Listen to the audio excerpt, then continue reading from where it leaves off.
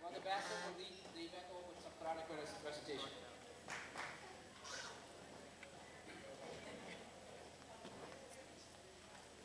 أعوذ بالله من الشيطان الرجيم فسبحان الله حين تمسون وحين تصبحون وله الحمد في السماوات والأرض وعشيا وحين تظهرون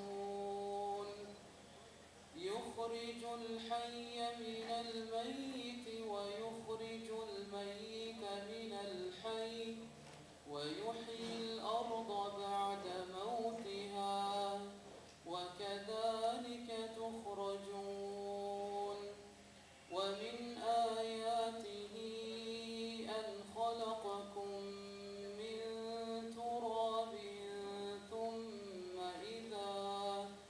ثم إذا أنتم بشر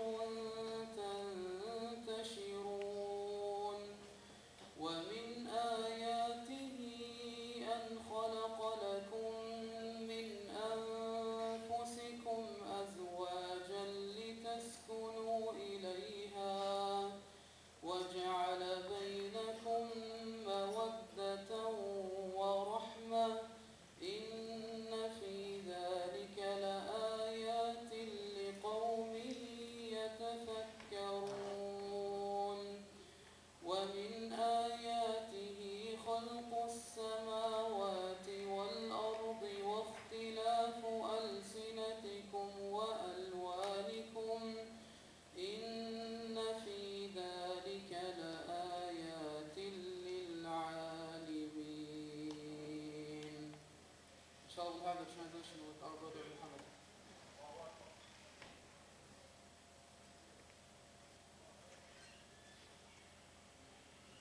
Assalamu alaikum. In the name of Allah, the most gracious, the most merciful. So give glory to God when you reach eventide and when you rise in the morning. Yes, to Him be praise in the heavens and on earth, and in the late afternoon and when the day begins to decline. It is He who brings out living from the dead and brings out the dead from the living, and who gives life to earth and after its death.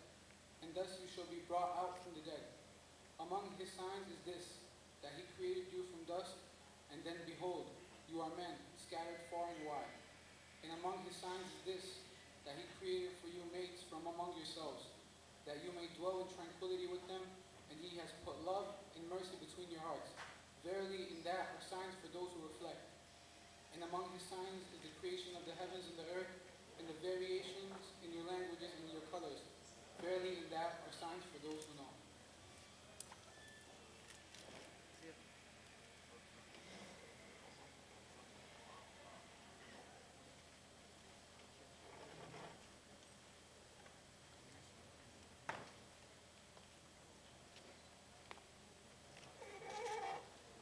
Assalamu alaikum. It's great to see this many people in attendance tonight. SubhanAllah, the weather pulled a 180 on us. Well, before I introduce the speaker, Mr. Shadid Muhammad, I want to ask how many people here has attended a Muslim marriage? Raise your hand. So what are some things you associate with a Muslim marriage? Arranged marriage. Just call it out. Just call it out. Arranged marriage? Arranged marriage. What else? Forward marriage. Marriage. Something positive. Something positive. Happy marriage. The everlasting marriage. The everlasting marriage. Someone yelled out, Debcha? Debcha? For those unfamiliar with Arabic culture, Debcha is a type of dance, traditional dance. Well, I expected these responses, but the reason I asked that question is to clarify what tonight's event is about.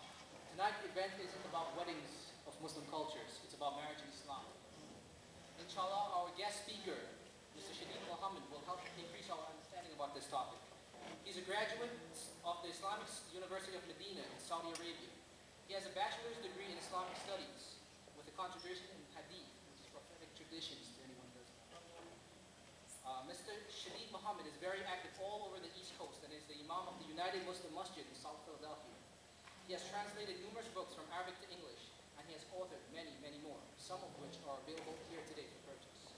And finally, he travels to various campuses, lecturing audiences on topics in Islam. And that's what we're all here for. Please welcome Mr. Shadid Muhammad.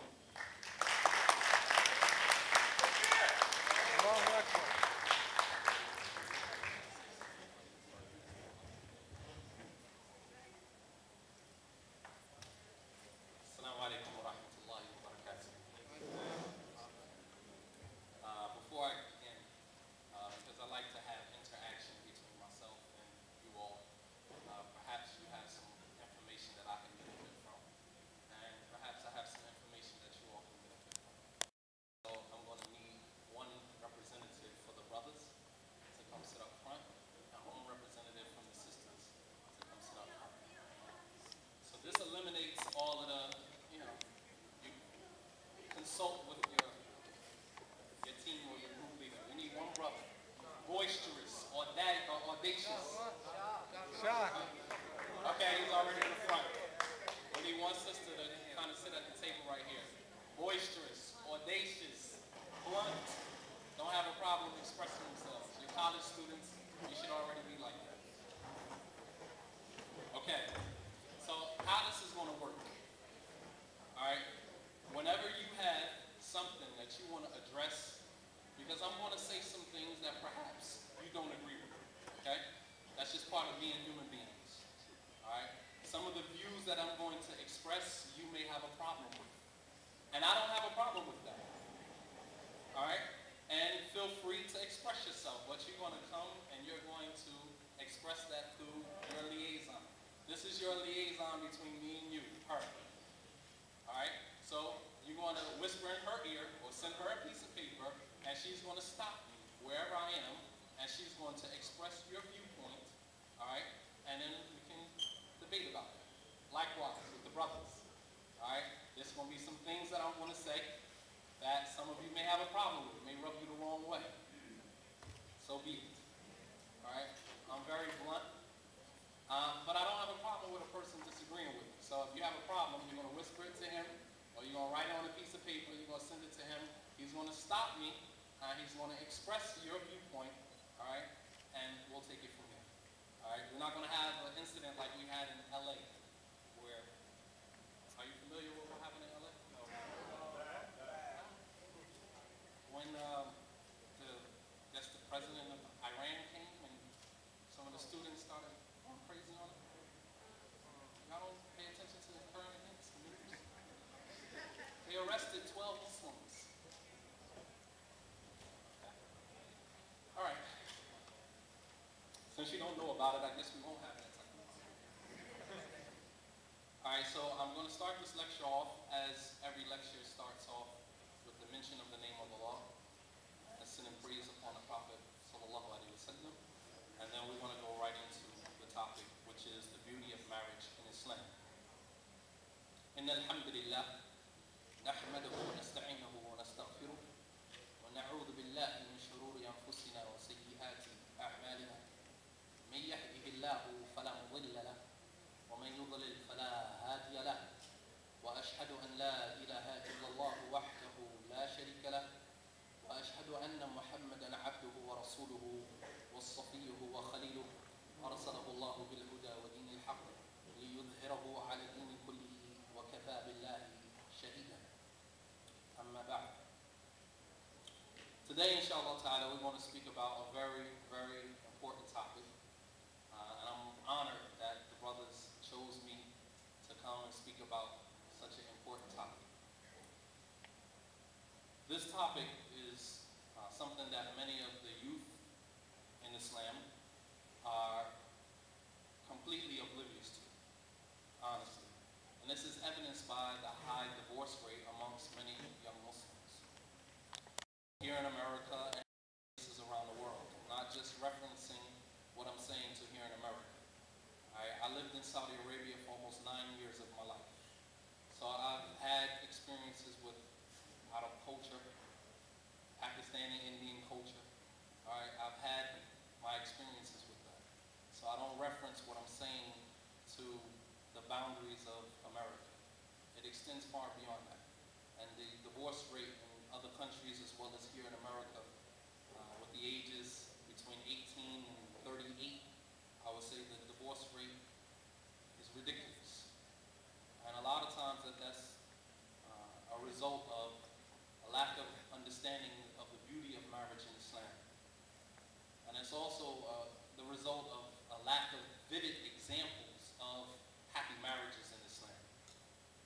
asked how many of you have attended marriages in Islam, we heard a lot of negative stuff.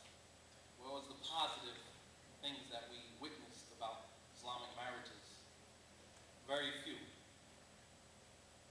How many of you know, by a show of hands, Muslims who are happily married? Brothers and sisters who are married and love each other and are happy? Wow. That is embarrassing.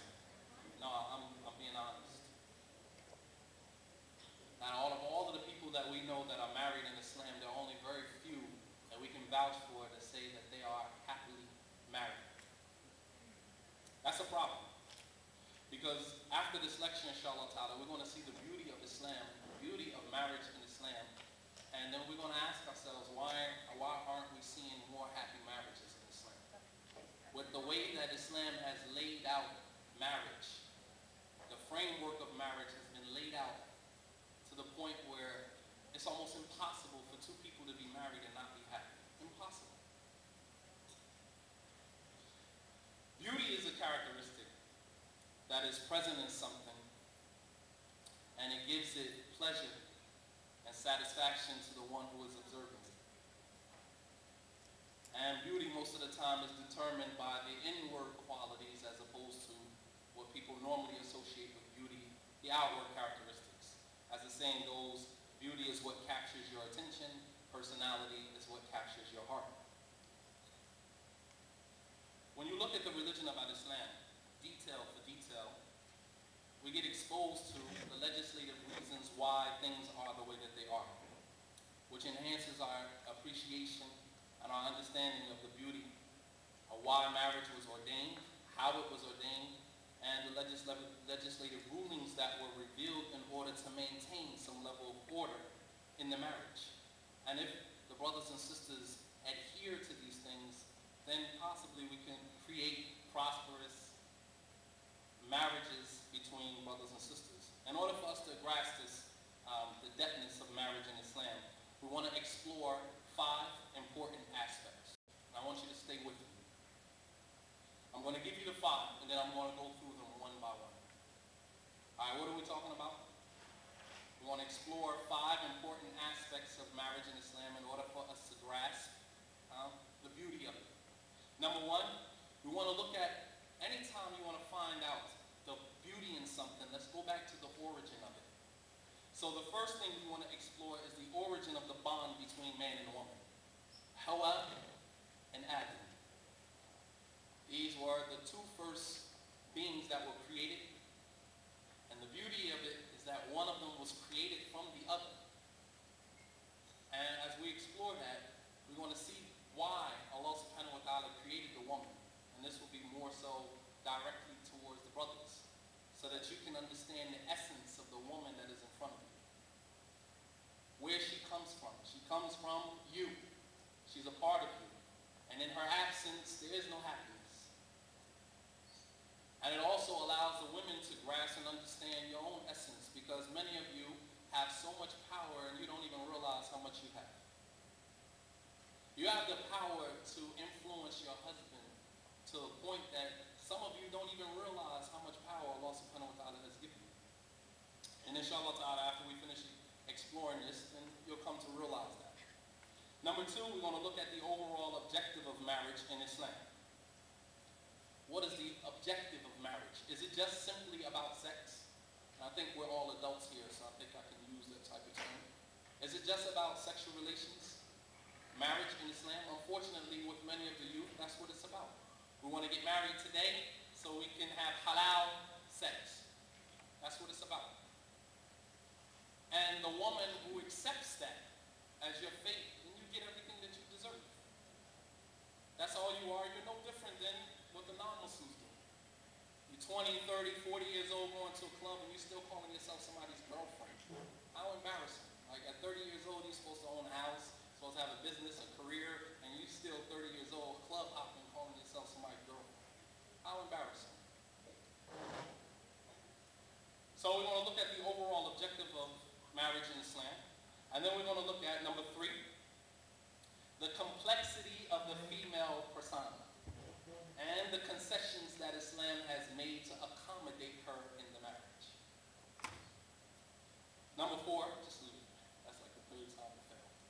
Number 4, we're going to understand our roles in a marriage.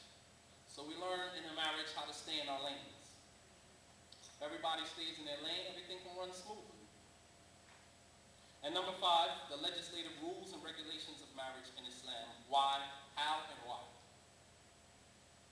Number 1, let's look at this ilaqa, this connection between man and woman. And this connection is as old and ancient as the creation of the first human beings, Adam and Eve, or Adam and Hawa.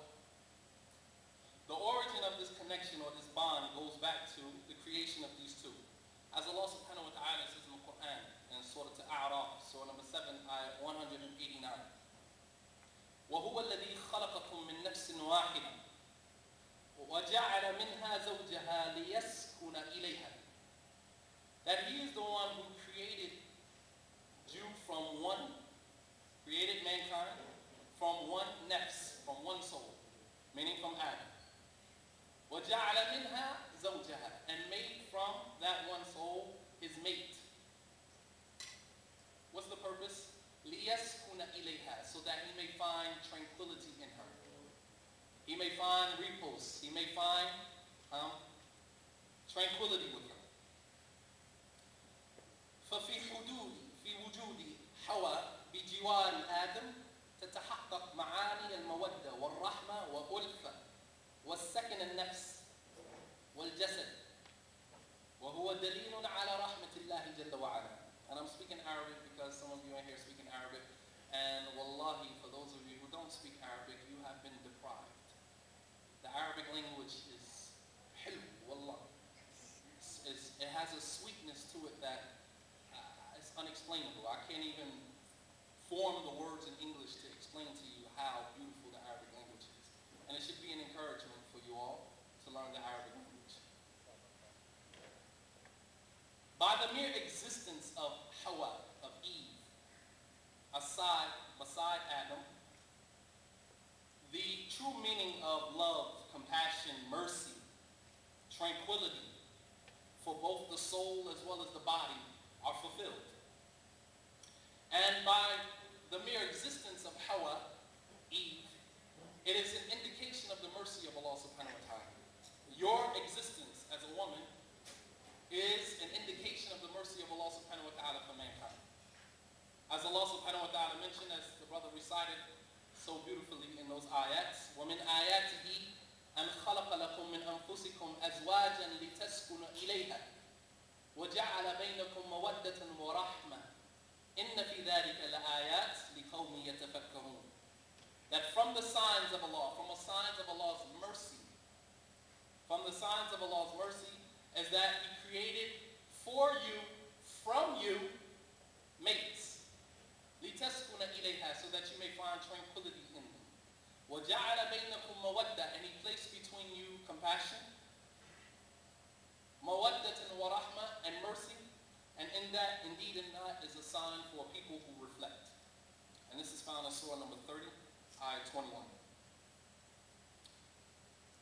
When you look at and this goes back to what I was saying about the Arabic language, the word Hawa in the Arabic language, that is her name, Eve. Hawa, mushtaqqa min kalimat hayat. It is deducted from the other Arabic word, which is called hayat, which is life. So you see the correlation there. So you already know where I'm getting ready to go with this, right? Y'all looking at me like, y'all sit in class all day long. Y'all do this while y'all in class? Probably so. That's why the American students are at the bottom of the totem pole around the world. No, I'm being honest with you. That's not funny.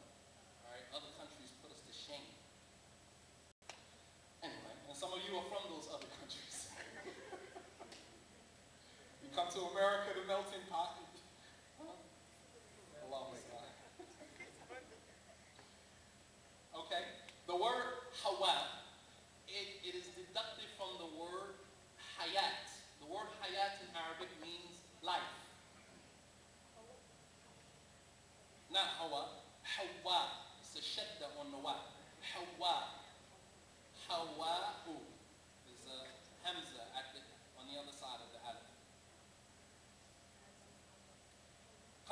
word hayat, which means life. What does that mean? The scholars, they explain that this allows us to see, and I'm going to say it in Arabic first. لهذا كان اسم حواء مشتقة من الحياة فلا سكن ولا أنس في الحياة بدون المرأة ولو لم تكن حواء من جنس آدم وشكله لما اطمأننا إليها ولما ألفها. The scholars, they explain that the word hawa is taken from the word hayat, which means life, which means that there would be no tranquility.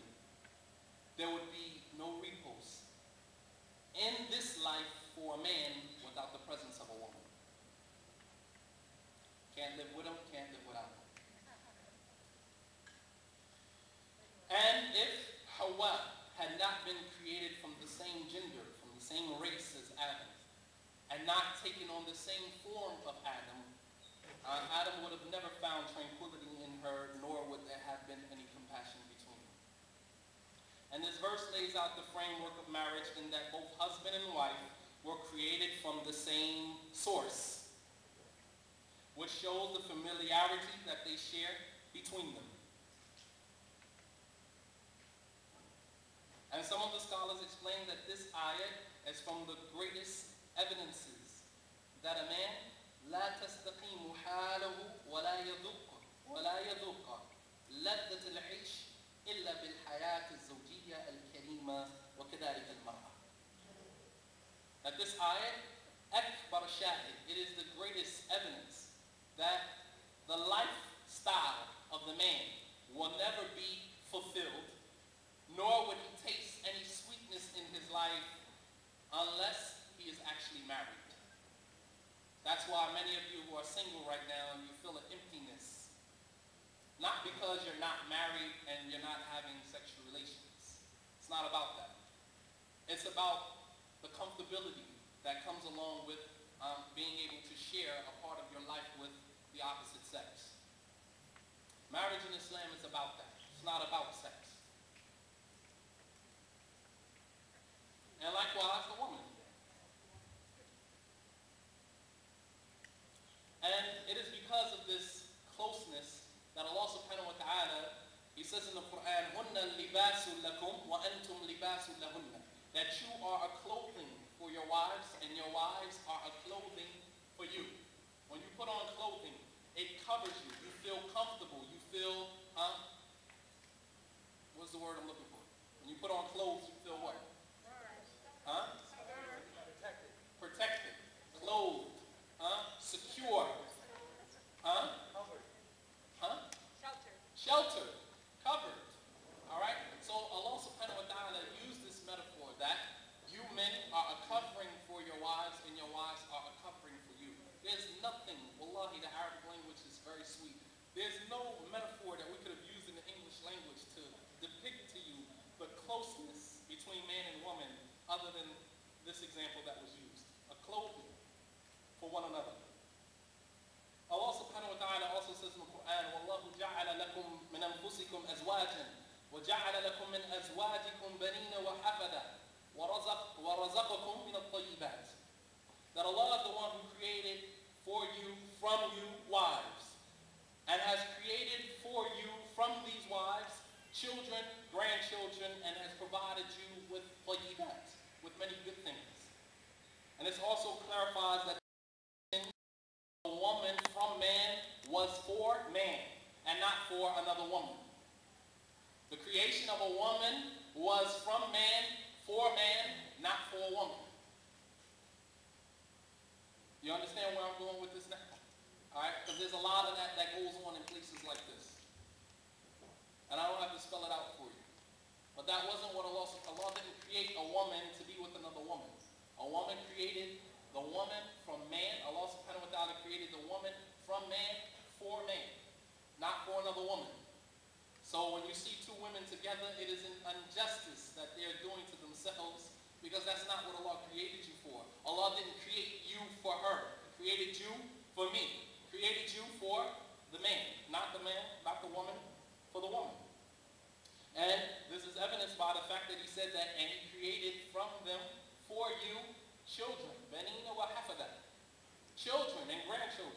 Generations are produced from man and woman, while nothing is produced from woman and woman, or man and man, for that matter. As these type of relationships are oppositional to the natural order, which Allah subhanahu wa ta'ala has set, that not even wild beasts go against. You won't find a female leopard having relations with a female. Not even animals who are wild beasts who live in the wild do that. And Allah subhanahu wa ta'ala distinguished us from beasts by giving us intellect and giving them instinct. However, the society has transformed us so much so that animals now are more intelligent than human beings. Think about it. Animals are more intelligent today than human beings. They're teaching animals how to talk, teaching animals how to do tricks. Dogs, they're doing all types of stuff. While the human being continuously is debased, doing things that are unthinkable, unheard of.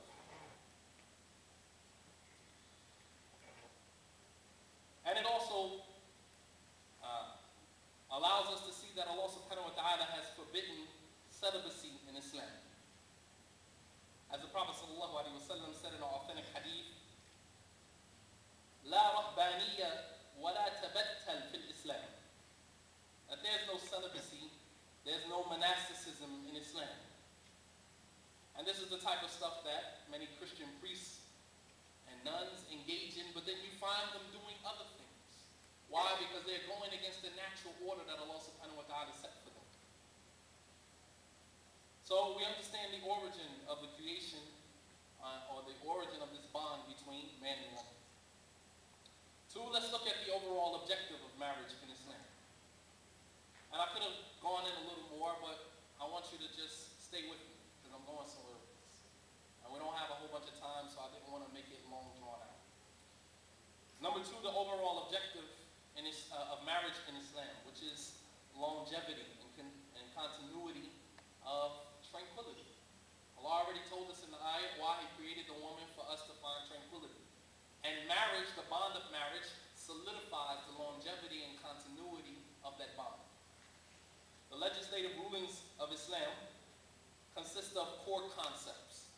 Stop looking at the ayats in the Quran and the Hadith of the Prophet ﷺ as just textual evidences that we use to fire off at one another when we want to get up under each other's skin.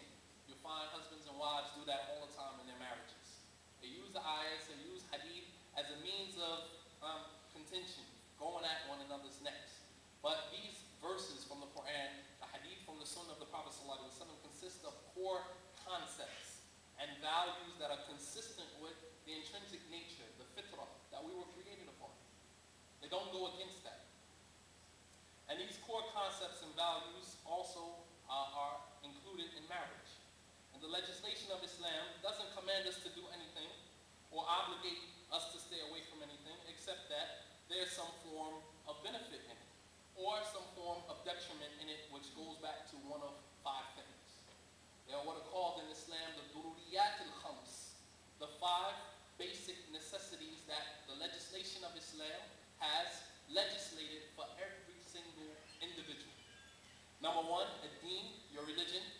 Number two, al-aql, your intellect. Number three, al-nasl, your lineage. Number four, mal, your wealth. And number five, your ird, your honor. So all of the legislative rulings that we have in Islam are centered around the benefit, preserving the benefit for those five things and removing any detriment that may come to those five things. And when you look at the marriage in Islam, all right, the marriage in Islam is legislated because it is consistent with the benefit of those five things. Who can reiterate those five things to you? Go ahead. Intellect, lineage, and honor and will. Okay. All right. I want somebody to answer for me. How does marriage preserve those five things? What's the correlation between marriage and the preservation of those five things? What does marriage have to do with your deen? Protects your honor. Huh? Protects your honor. It's what? It completes your religion. Okay? And I'm going to come back to that because I want somebody to explain to that. I'm tired of just throwing terms out there Islamically and we don't know the significance behind it. How does marriage complete half of your deen? How does marriage have an impact on your intellect? But you learn from each other. You learn from each other. Okay, what else? If you don't get married, you're going to go crazy? Possibly.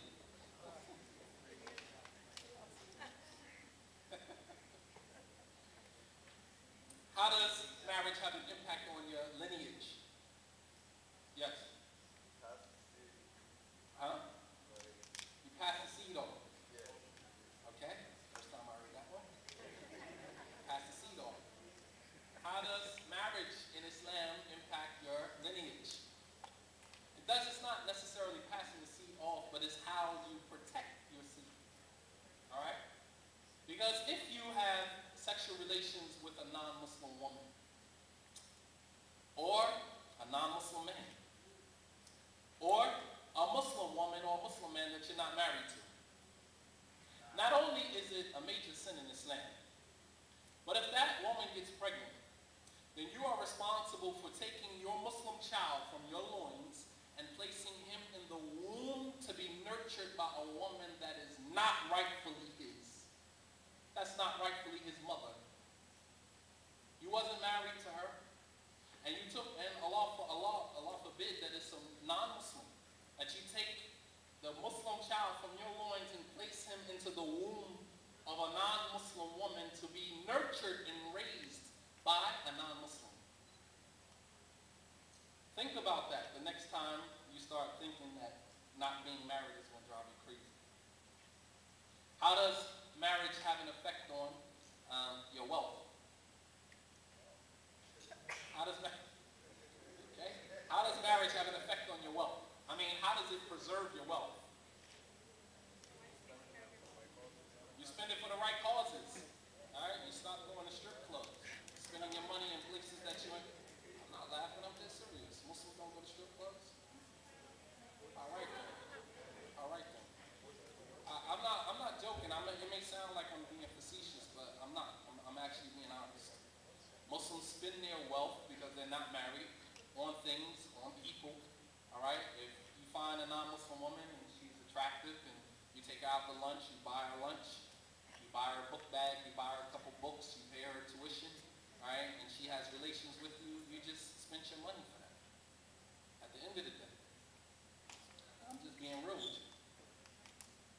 And so you're spending your money on someone or on something that it is haram for you.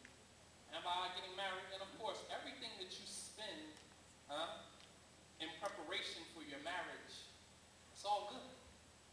It's all good.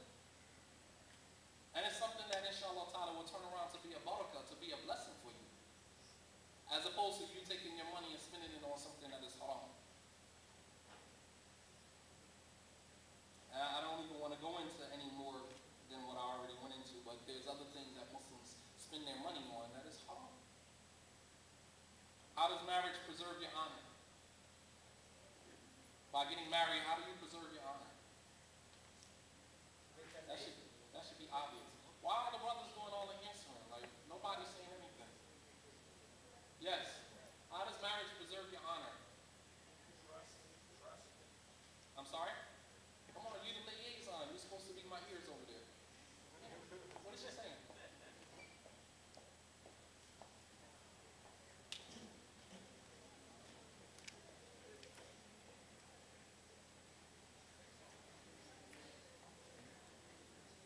Okay. You got a huddle. Like a football game or something. Y'all putting the play together.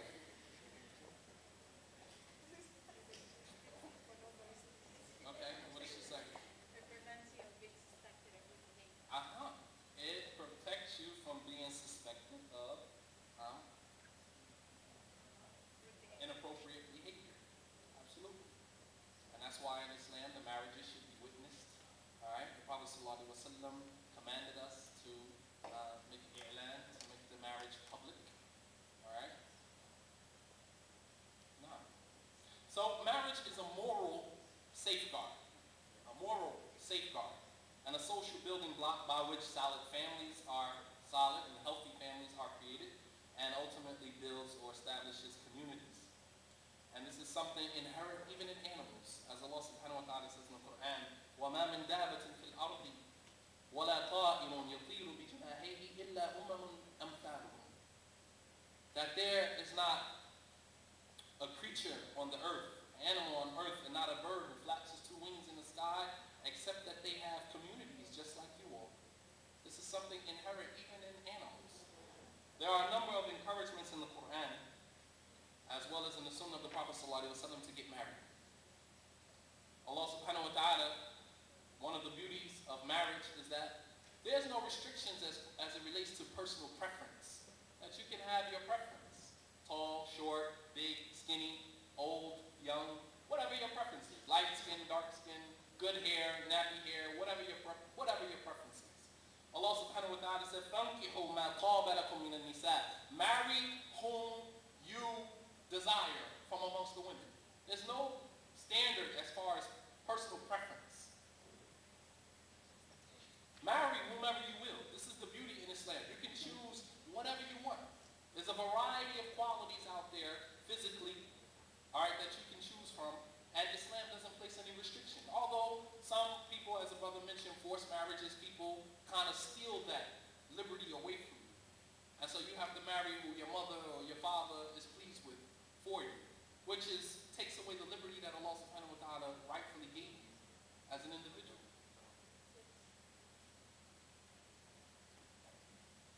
However, there are some qualities and characteristics that Islam emphasizes. And those restrictions are based on moral character. As Allah subhanahu wa ta'ala says in the Quran, وَأَنْكِهُوا الْأَيَامَ مِنْكُمْ وَالصَّالِحِينَ مِنْ عِبَادِكُمْ وَإِمَائِكُمْ وَإِنْ يَكُونُوا فُقَرَاءَ يُغْنِيهِمُ اللَّهُ مِنْ فَضْلِهِ وَاللَّهُ وَاسِعٌ عَلِيمٌ. Marry the ayama, the women who have been divorced women. Women who have been divorced. وَالصَّالِحِينَ, and the righteous. مِنْ عِبَادِكُمْ, from your slaves. And your slave girls. And if they are poor, then Allah subhanahu wa ta'ala will give them what is necessary for them from His bounty. And Allah is wasi'un alim, and Allah's bounty is expansive, and He is the all-knowledgeable. And Imam Ahmed rahimahullah ta'ala said, "Ajibtu mimman yasma' hadhihi al-ayah thumma la yatazawwaj." Imam Ahmed rahimahullah ta'ala said, I'm amazed at the person who hears this ayah and then doesn't get married. Because Allah subhanahu wa ta'ala said, إِن يَكُونُوا فُقَرَاءَ, if they are poor, then Allah will suffice them from His bounty. And Allah is wasi'un alim. And Allah subhanahu wa ta'ala. Now this is not an encouragement for you who don't have a job. Alright? This is not that type of encouragement. Alright? We're talking about individuals whose means are restricted and he fears for himself or herself zina.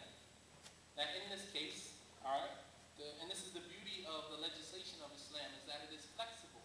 That although Islam sets a criteria, however, it's not so much written in stone. It's based upon situation and circumstance. Pork is haram.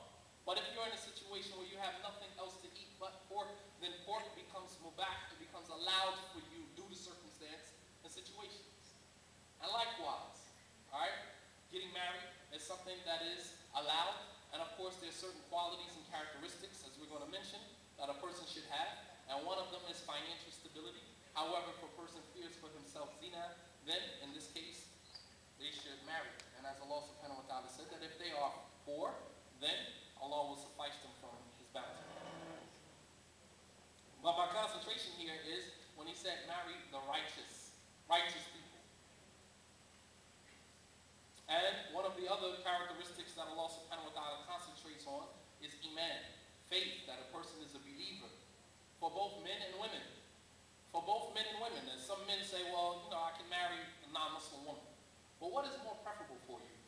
Stop taking, allowances that have been made for circumstances and situations that you yourself are not actually in. I can't tell you the influx of Muslim women that are looking to get married and the lack of Muslim men, and you would opt to marry a non-Muslim woman? Allah subhanahu wa ta'ala says in the Quran, وَلَا تَنْكِحُوا الْمُشْرِكَاتِ حَتَّى يُؤْمِنَّ وَلَا أَمَةٌ مُؤْمِنَةٌ خَيْرٌ مِّن مُشْرِكَةٍ وَلَوْ أَعْجَبَتْكُمْ وَلَا تُنْكِحُوا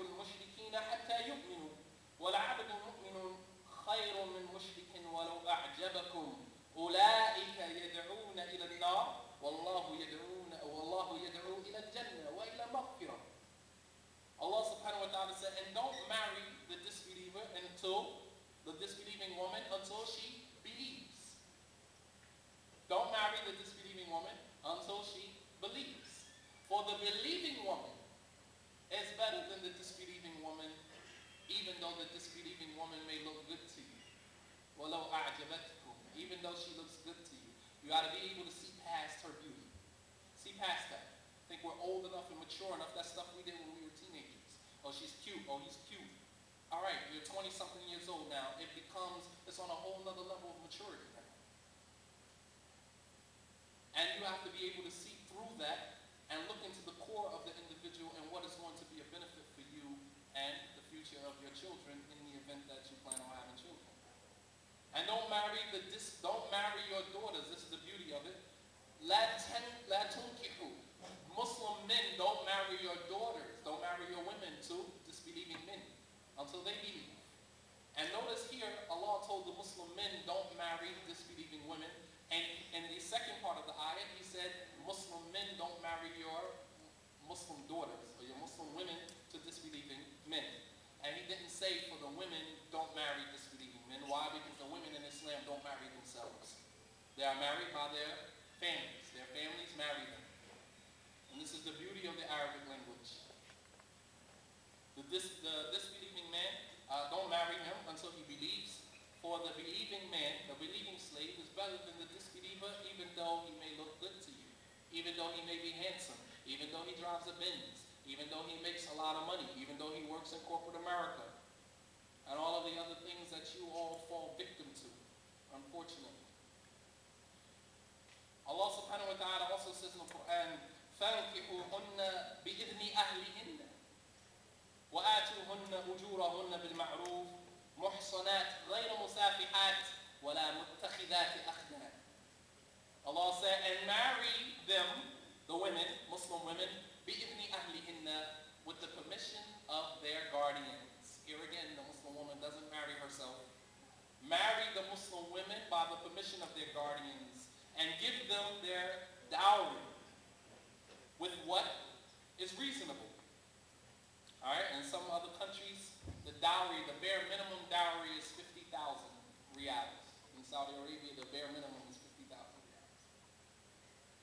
All right, and some of the youth, some of the shabab, unfortunately, after they get married, they spend the rest of their lives paying off their debt to get married.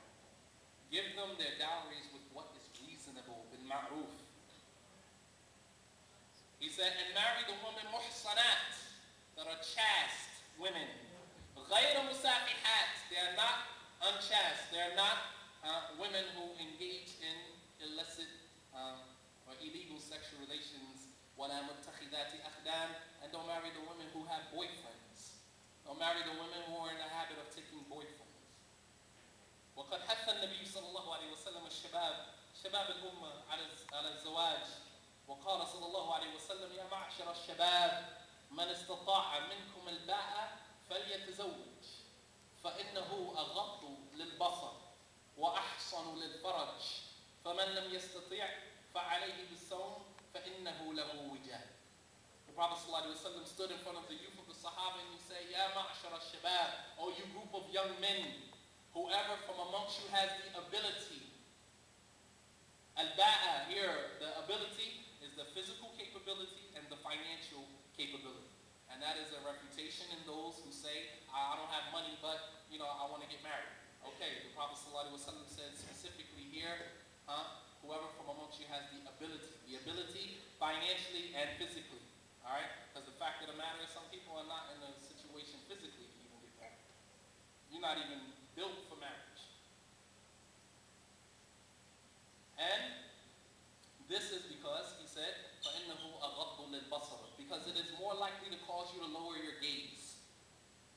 وَأَحْصَنُ لِلْفَرَجِ, and it is more likely to cause you to be chaste and protect your private area. And whoever from amongst you does not have the ability, فَعَلَيْهِ بِالصَّوْمِ, then it is upon him to fast. That is the remedy. Not masturbation, not illegal sexual intercourse, so fasting. فَعَلَيْهِ بِالصَّوْمِ. Then it's upon him to fast. فَإِنَّهُ لَهُ وِجَاء. But then fasting will act as castration. It cuts off the desire. But we don't believe that. We believe we're going to satisfy ourselves by any means necessary. And we leave the remedy that has been given to us by our religion. The religion we say we believe in. We leave the remedy and we opt for our own desires, and then we end up in the situation that we end up in. The Prophet ﷺ, sometimes he used to meet with some of the youth of the Sahaba, and he would encourage them to get married. He met with one of the companions by the name of Jabir ibn Abdullah, who the Prophet ﷺ used to be very close with his father, and his father was martyred in the battle of Uhud. And the Prophet ﷺ, every time he saw Jabir, he would always ask him how he was and how he was doing. And he asked Jabir one time when he saw him, did you get married? And Jabir said, yes. And the Prophet ﷺ asked him, Abikran kanat am tayyiba. Did you marry a virgin or did you marry a matron, someone who had been married before? And Jabir said, I married a matron. And the Prophet ﷺ asked him, well, why didn't you marry a virgin? And Jabir, listen to his response. He said, my father died and left me behind sisters. And I hated to marry a virgin who was young and immature and inexperienced as they are, and would not be a benefit to my sisters. So I married a woman who was a matron, who had experience, who had been married before, so that she could teach my sisters adab. SubhanAllah. So that's number 2, looking at the overall objective of marriage in Islam. Number 3, the complexity. Did I say anything that anybody didn't agree with thus far? No? Y'all in agreements so far? Okay. This is where we're going to probably have the firaq baini wa bainakum. This is where we go our separate ways. We're talking about the complexity or the sophistication of the female persona and the allowances or the concessions that Islam has made to accommodate her in the relationship. You should all be familiar with John Gray's book, which is Men Are From Mars and Women Are From America. Women are from Venus. Alright, if you don't have that book, you need to get it and read it.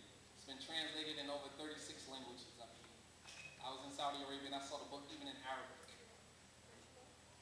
Men are from Mars and women are from Venus. It's basically a guide towards gender understanding, to understanding the gender of the male and female. Just some basic information that many of us don't have. And a lot of the information that he mentions in the book as it relates to women, we can find in the Hadith of the Prophet ﷺ. By remembering that the two genders, male and female, are different, that during the times of frustration and worry, instead of thinking that something is wrong with you or your partner, all right, you may discover that you have been misinterpreting your partner. And you can adjust your actions and your responses so that you begin to get the most and the best of your relationship. And this is what Islam encourages in marriage. How can we not think that women are complicated? When the Prophet ﷺ, he said very clearly, مَا تَرَكْتُ بَعْدِ فِتْنَةٍ أَضَرَّ عَلَى الرِّجَالِ مِنَ النِّسَاءِ. That I have not left a fitna, a trial that is more detrimental to the men than women. How can we not think that they are complicated? This hadith was collected in Sahih Bukhari. Allah subhanahu wa ta'ala says in the Quran, زُيِّنَ لِلنَّاسِ حُبُّ الشَّهَوَاتِ مِنْ إِيش؟ مِنَ النِّسَاءِ. And he started with Nisa. Allah subhanahu wa ta'ala said, beautified for men are the desires of this transient world from women. And he started with women. And the scholars of tafsir explain that Allah began with women out of all of the other things that he mentioned in this ayah. He began with women before the other desires and pleasures that men look for in this world, because the woman is the asl. She is the origin of all pleasures.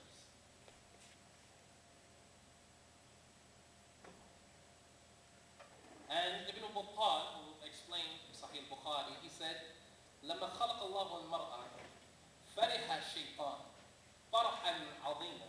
لماذا؟ قال هذه رسالتي التي لا يكاد يخطئني من نسبتها له.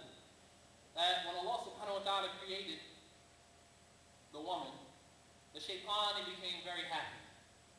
He was excited, ecstatic. Why? He said, because this is my arrow. This is what I'm going to use to mislead the man. And from the advice of Luqman to his son, he said, وَاتَّقُوا الْمَرْأَةِ فَإِنَّهَا تُشَيِّبُكَ قَبْلَ الشَّيْبِ.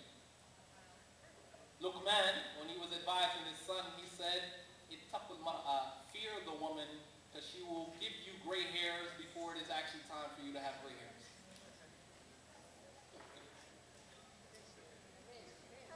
وقال بعض السلف ذبح العلم ما بين أفخاذ النساء. Did you hear that? Some of the Salaf, they used to advise their students, the scholars, they used to advise their students that knowledge was slaughtered by what is between the legs of the woman. Meaning that when a man gets married, everything else goes out the window. Out the window. Your concentration becomes completely, and many of you know this, okay? You come to school to go to school. All right, but when we were in high school, going to high school was all about women. We totally forgot about books. Books didn't even matter anymore. The way we dressed, where we went after lunch, in the hallways, everything we did was centered around women. And for some of us, we still haven't been able to shake that. 10, 15 years later. Still haven't been able to shake it. Everything we do is about the woman. And the Prophet ﷺ, he said, مَا رَأَيْتُ مِنْ نَاقِصَاتِ الْعَقْلِ وَالدِّينِ أَذْهَبُ لِلُّبِّ الرَّجُلِ الْحَازِمِ مِنْ إِحْدَاكُنَّ. He said that I have never seen a woman, a creature that is more deficient in their intellect and in their deen, that is more detrimental to a man who is resolute before he met you, straight, firm about his decisions, resolute about his direction in life, than one of you women. And of course, this is not a belittlement of the woman. This is a clarification of the fundamental principles regarding the woman. And the woman, she asked the Prophet ﷺ, so what is the deficiency in our intellect and our deen? He said that the deficiency is that in your deen, all right, as it relates to your intellect, then the witness of one woman, the witness of two women is equal to the witness of one woman. And the deficiency in your deen is that during the times when you are experiencing your monthly cycle, you don't pray nor do you fast. Whereas the man, there's never a time where he can't pray, he can't fast. Never. And during that time when you're experiencing your monthly cycle, all right, could last for 7 days, could last for 10 days, could last for 12 days. Think about it. Most of us, when we pray, we start getting worried when we delay the salat past its time. Think about someone who doesn't pray for 7 days. Think about that. For 7 days, you haven't prostrated not one time. And although you're excused, but it interrupts your relationship with Allah subhanahu wa ta'ala. So that means that when you're done with your monthly cycle, you have to work twice as hard to get back to the point where you left off at. No doubt about it. So that is a deficiency. So it doesn't mean that there's no equality in Islam. It doesn't mean that Islam is a male chauvinist religion, it's a misogynistic religion. If you want to go there, let's go there. I'm talking to you all. Because I know that that's what this society, that's what they promote. But that's not the case. You're not considered equal with a man because you can put on a pair of jeans and a hard hat and go out and work construction. That doesn't make you equal. That makes you a slave to the expectations of this society. While Islam gives everyone equality. Allah subhanahu wa ta'ala said, إِنَّ الْمُسْلِمِينَ وَالْمُسْلِمَاتِ وَالْمُؤْمِنِينَ وَالْمُؤْمِنَاتِ وَقَانِتِينَ وَقَانِتَاتِ وَصَائِمِينَ وَصَائِمَاتِ إِلَى آخِرِ الْآيَةِ وَذَاكِرِينَ اللَّهَ كَثِيرًا وَالذَّاكِرَاتِ أَعَدَّ اللَّهُ لَهُمْ مَغْفِرَةً وَأَجْرًا عَظِيمًا. That indeed the Muslim men, the Muslim women, the believing men, the believing women, the fasting men, the fasting women, all the way down to the end of the ayah, that's equality.